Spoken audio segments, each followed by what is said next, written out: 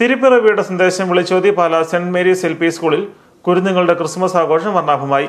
കൊച്ചുപാപ്പന്മാരും ചുവപ്പും വെള്ളയും അണിഞ്ഞ കുരുന്നുകളും ഗാനങ്ങൾക്കൊപ്പം ചൂടുവച്ചപ്പോൾ കാണികൾക്ക് നവ്യാനുഭവമായി.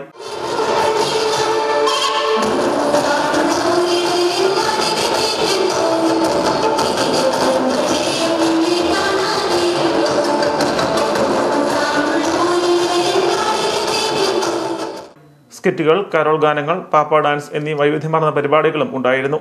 ളാലം പഴയപള്ളി പാരിഷിൽ നടന്ന ക്രിസ്മസ് ആഘോഷം school headmistress sister Lincy J Chirankudi ഉദ്ഘാടനം ചെയ്തു. PTA പ്രസിഡന്റ് ജോഷിബ ജെയിംസ് അധ്യക്ഷത വഹിച്ചു.